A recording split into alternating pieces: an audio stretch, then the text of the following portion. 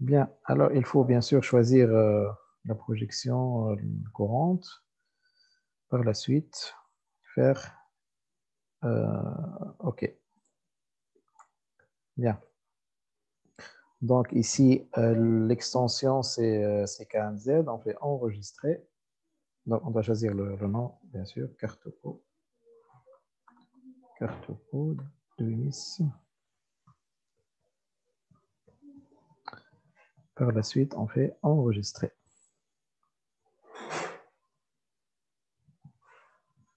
Donc ici, on a notre carte a été exportée. Donc, on va chercher ici. Donc, c'est le fichier. Et on va s'assurer si la carte était bien placée.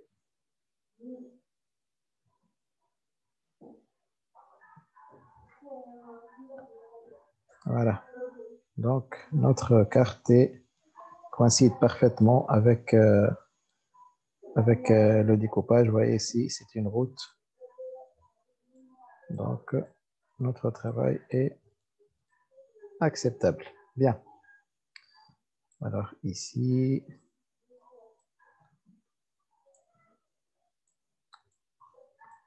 bon, pour les cours d'eau,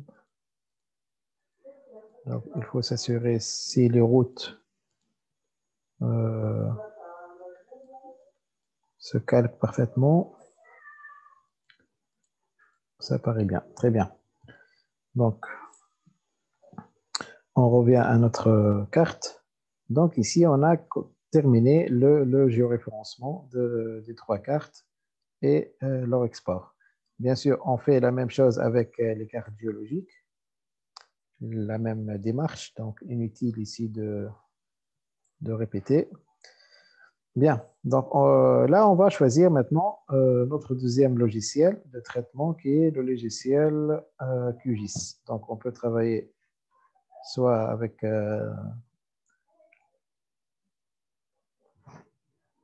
QGIS ou bien avec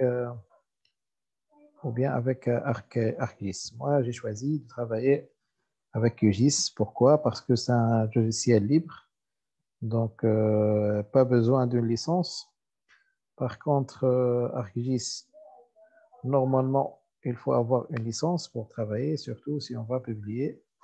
Donc, certaines revues demandent ce qu'il soit licencié.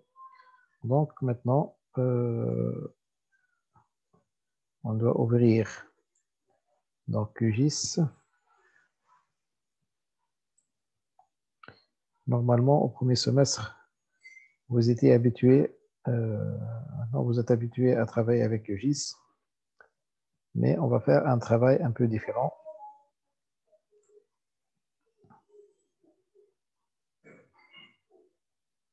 Bien. Donc, ici, donc on va ouvrir un nouveau projet. Donc, on a dit qu'il faut choisir. Donc, vous revenez aux vidéos précédentes pour voir comment changer la projection et tout, et maintenir une projection. Donc, un petit rappel, juste préférence, option, et on choisit l'SCR. Donc, l'SCR et on maintient la projection Nova Tunisie pour ces deux cases. Puis, OK, très bien. Donc, qu'est-ce qu'on va faire? La première chose à faire, c'est bien sûr ouvrir notre, notre carte sur QGIS. Donc, pour cela, donc, on va importer, on va ajouter une couche raster. Donc, ici. Alors, si on ne trouve pas cette, ce menu, qui est le menu gestion des couches, donc clic droit et on cherche gestion des couches, voilà, gestion des couches, et on la met de préférence à gauche. Sinon, on peut aller à couche, ajouter couche et ajouter une couche raster. Donc, ça donne le même résultat. Bien. Alors, par la suite, il faut chercher notre carte de ces points. Donc, ça, on va travailler avec cette carte. Donc, bien sûr, il faut s'assurer qu'elle soit projetée. Donc, ouvrir, monsieur? ajouter. Oui. Monsieur? Oui, allez-y. Si vous avez une question, allez-y.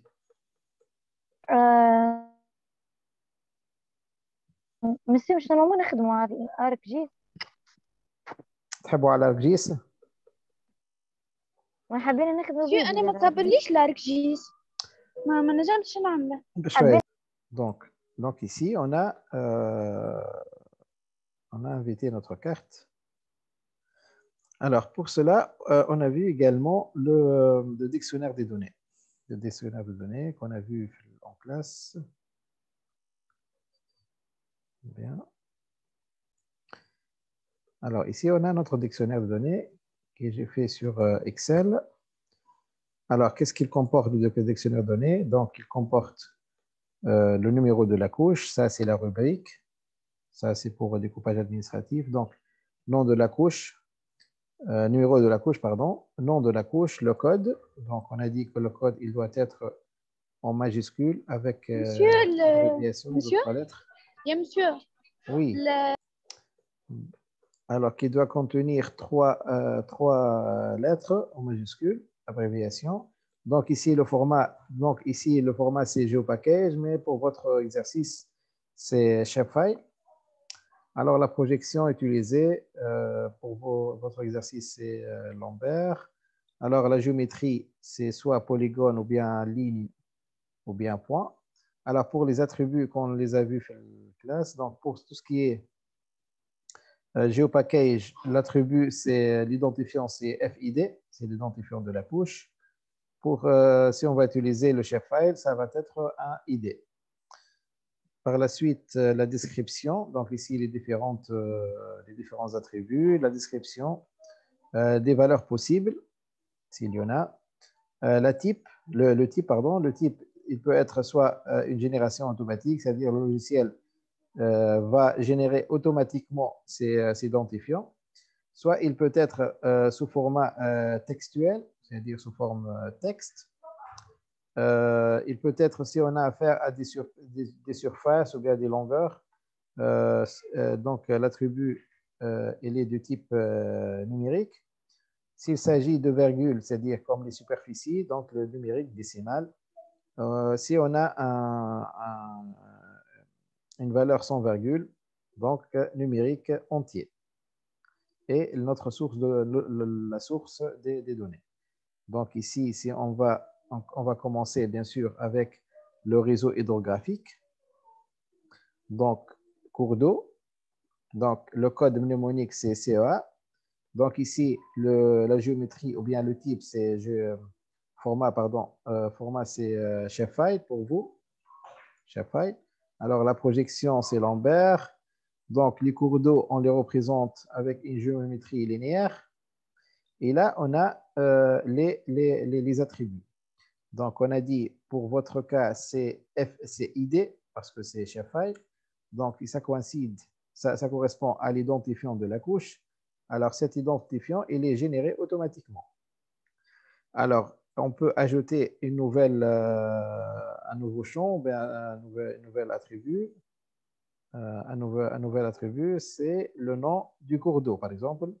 Nom Wedwimis, c'est un nom. Donc, si on va écrire en français, donc on va vers nom-fr, c'est-à-dire nom français. On va calculer par la suite la longueur du cours d'eau, ou bien la longueur des réseaux hydrographiques. Donc, long-km. Alors, le type ici, c'est numérique décimal. Pourquoi décimal? Parce qu'on peut avoir des virgules. Alors, ici, l'attribut nature de l'écoulement, nat-écoule, donc nature de l'écoulement. Et pour les valeurs possibles, soit un écoulement permanent ou bien un écoulement temporaire. Alors, le type, c'est texte, parce qu'on va écrire permanent ou bien temporaire, texte. Et la source pour votre exercice, c'est la carte topographique 50 millième. Bien sûr, il faut écrire le nom de la carte. Bien. Alors, on va maintenant traduire toutes ces données sous forme d'une couche. Donc, pour cela, on va commencer par tout d'abord connaître les propriétés du cours d'eau. Donc, le cours d'eau, on a ici le cours d'eau principal ou bien le cours d'eau collecteur. C'est un cours d'eau à écoulement pérenne, c'est-à-dire à écoulement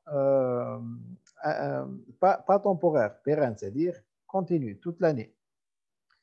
Et on a ici des ruisseaux, des ravins avec un écoulement temporaire. Donc, on a temporaire et permanent. Vous voyez?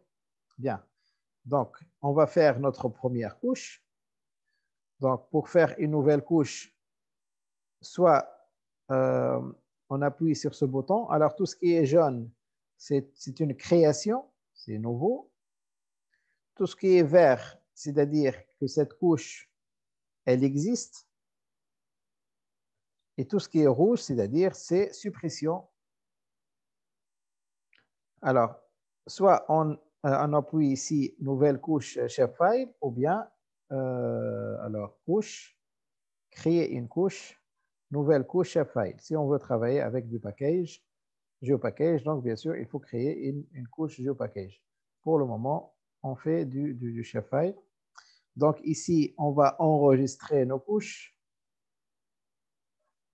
Donc, on va chercher WebDreamies, pardon. Alors, WebDreamies. Alors, dans le chef, bien sûr. Donc, on va faire cours d'eau.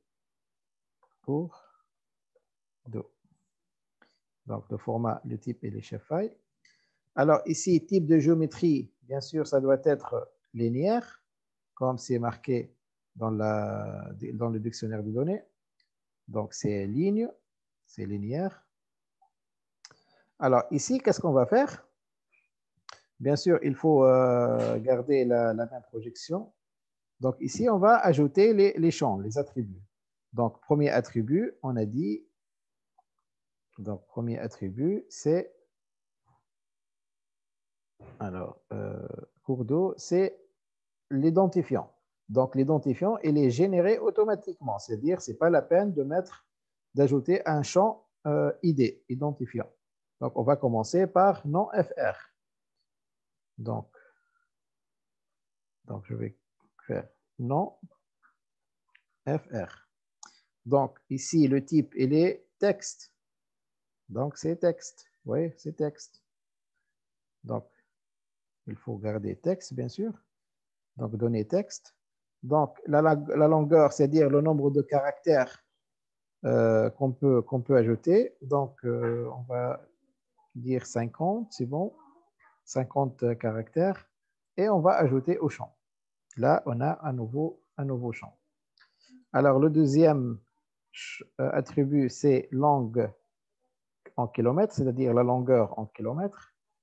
Donc, on va dire longueur,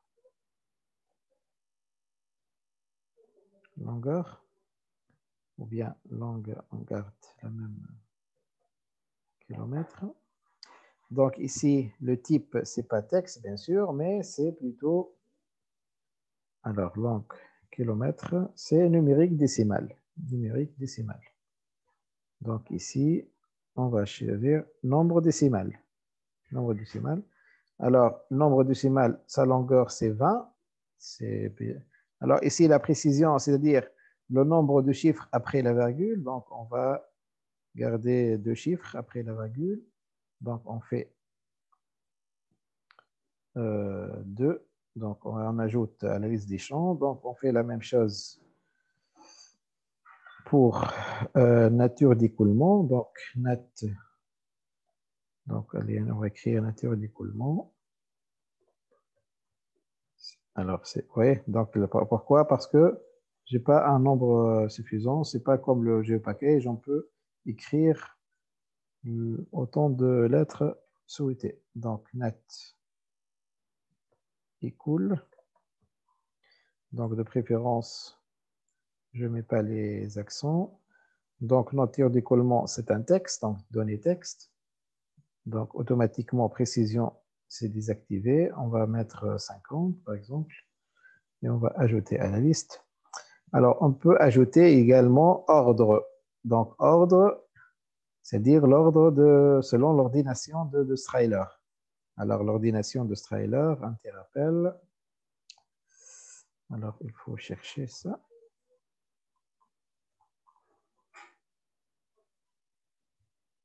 Ça, c'est le principe de l'ordination de Strahler, c'est-à-dire les cours d'eau, les premiers cours d'eau à l'amont, bien la première racine, on les met avec 1. On les met avec 1. 1, oui. 2, 1 qui se rassemblent, ou bien qui, à la confluence, on met 2. Bien sûr, il faut toujours mettre le nombre supérieur, c'est-à-dire si on a 1 ici, alors, et là, c'est 2, donc il faut garder 2, ainsi de suite. Donc, ici 1, donc ici 2, et là, c'est 2, donc 2 et 2, ce n'est pas 4, bien sûr, c'est 3. Vous voyez, c'est 3. Et 3, 1, ça reste toujours 3. C'est bon? Je suppose que vous avez vu ça. Oui, monsieur. En hydrologie, شفتوا ولا? Alors, ici, on peut faire ordre, bien sûr. On va mettre ordre, mais juste, je ne vais pas l'utiliser, juste pour vous montrer. Donc, ordre, bien, ce sont des chiffres. Ces chiffres, mais nous, on ne va pas utiliser ces chiffres pour le calcul. Donc, c'est ordre 1, ordre 2, ordre 3. Ce n'est pas pour faire un calcul, ce n'est pas pour faire des additions, par exemple. Donc, les données restent texte, même si ce sont des chiffres. Donc, on va ajouter à la liste. Donc, juste pour vous montrer, mais on ne va pas l'utiliser. Si on veut supprimer un champ, bien sûr, on sélectionne le champ et on le supprime. Bien. Donc, ici, j'ai terminé mes attributs, mes champs. Donc, on fait OK. Du coup, on a un cours d'eau, une couche qui s'affiche qui s'appelle cours d'eau. Bien. Donc, maintenant, on va paramétrer nos attributs. Donc, on va faire un double clic ou bien on fait clic droit et propriété. Comme ça. Bien. Alors, notre couche ici, c'est cours d'eau. Donc, elle s'appelle cours d'eau. On va choisir une couleur de la ligne bleue, ou bien on va choisir, bien que le cours d'eau il est bleu, mais pour le différencier, on ne va pas choisir le bleu. Donc, on va choisir couleur rouge. Par la suite, on va changer. Donc, on met une largeur 0,5, 0,6, c'est bien. Bien. Par la suite, on va aller à la rubrique formulaire d'attributs. Alors, pourquoi? Alors, on va changer on va faciliter la tâche du remplissage de la base de données. Alors, ici, la nature de l'écoulement, on a deux types, soit permanent, soit saisonnier. Donc, on va définir dès le départ ces deux noms. C'est-à-dire, on va écrire dès le départ les deux noms. Alors, pour cela, dans le type d'outil, donc bien sûr, il faut qu'elle soit éditable. Dans le type d'outil, on va changer pas édition de texte, mais on va mettre liste de valeurs. Liste de valeurs. Et on va faire la valeur ici. La première valeur, c'est permanent. Permanent. Permanent. Je vérifie l'orthographe. Permanent. Et on va, alors ici, description permanent. Et ici, vous avez temporaire. Pourquoi j'ai mis temporaire 2? Parce que la plupart des cours d'eau sont à écoulement temporaire.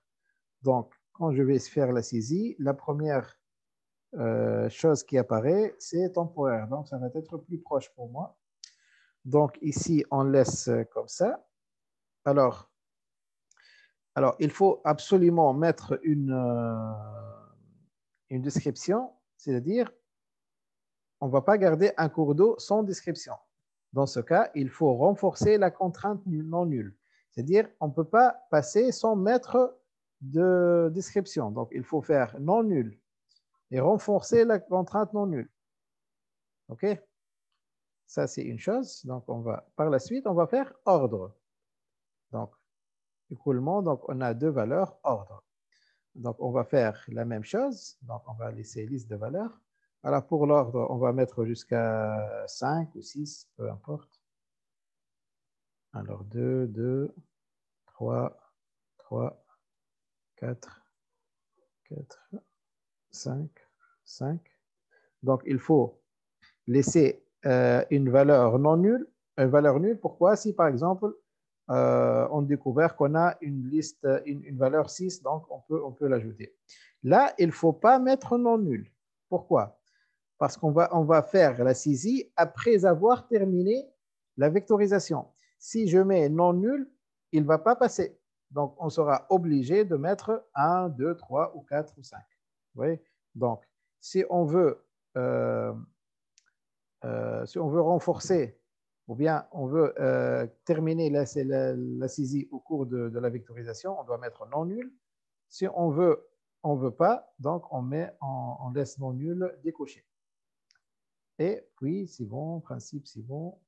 Donc, on met appliquer, appliquer et OK. OK. Bien. Maintenant, on va commencer notre vectorisation. Alors, ici, la vectorisation, bien sûr, il faut toujours commencer par l'embouchure, par la confluence, soit avec un autre cours d'eau ou bien une embouchure et, qui se trouve, bien sûr, à l'aval du bassin versant.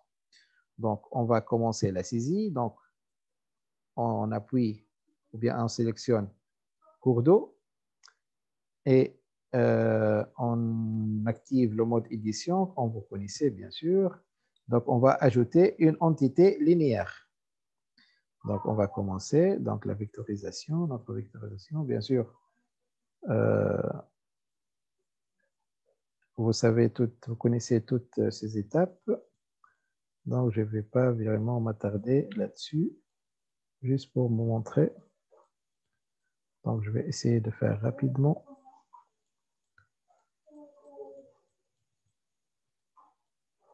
Donc, bien sûr, vous faites avec plus de finition.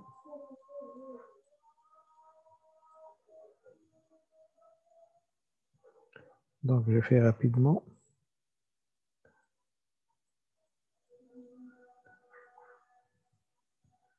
Donc,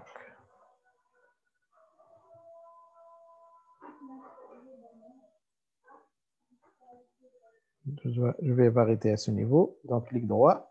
Donc, ici, je laisse tel qu'il est. Donc, ici, en français, je peux ajouter le nombre, par exemple, WED 8000. Donc, WED 8000. Alors, pour la longueur, je laisse comme ça. Alors, ici, vous avez la contrainte non nulle. Donc, je dois obligatoirement, donc si je garde, vous voyez que OK il est désactivé. Donc, je dois choisir entre les deux. Donc, ici, l'écoulement, il est permanent. Donc, ici, du coup, c'est activé. Je peux choisir maintenant, je ne peux pas choisir maintenant, par contre, l'ordre parce que je n'ai pas terminé la totalité du réseau hydrographique. Donc, une fois, je mets OK. Très bien. Donc, je passe au deuxième cours d'eau. Alors, j'ai oublié de vous dire une chose. Donc, ici, je vais annuler. Il faut faire l'accrochage. Il faut faire l'accrochage. Donc, il faut activer l'accrochage. Je vais faire l'accrochage. Si je ne la trouve pas, c'est ici. Clic droit, barre d'outils, accrochage. Alors, je vais faire mon accrochage à toutes les couches. À toutes les couches, sur les sommets, les segments et les surfaces. Puis, j'appuie sur ça. Donc, comme vous l'avez vu au premier semestre, donc, je vais faire je vais dessiner, vectoriser et m'assurer que les deux lignes se touchent. Il faut que les deux lignes se touchent. Vous voyez? Donc, à chaque intersection, il faut faire un nœud. À chaque intersection, il faut faire un nœud. Donc, ici, mes deux lignes se touchent parfaitement. Donc, je fais comme ça et clic droit. Et là, je n'ai pas le nom. Donc, je laisse comme ça, ce n'est pas grave. Nature d'écoulement, c'est temporaire. OK. Donc, je fais pour l'ensemble, bien sûr, du bassin du réseau hydrographique de Douémis. C'est-à-dire, je ne déborde pas. Donc, je fais les axes principaux jusqu'au couvrir la totalité du cours d'eau. Vous voyez? Donc, cette étape, elle est un peu longue, mais elle est essentielle pour tout d'abord vectoriser le réseau hydrographique et bien sûr, ça va être un exercice de vectorisation qui doit être bien sûr fait dans les normes de la topologie. Il ne faut pas faire des erreurs. Limiter bien sûr tout ce qui est erreur topologique, c'est-à-dire vraiment s'assurer que les intersections se touchent et faire la totalité du bassin, la totalité du réseau hydrographique de Douémis. Voilà, c'est tout pour aujourd'hui. Est-ce que vous avez des questions? Non, monsieur, ça va. Très bien. Alors, donc vous terminez la saisie de tout le bassin versant, de tout le réseau hydrographique. Par la suite, on va passer à l'étape suivante. باهي مش إن شاء الله. Très bien. Allez, au revoir.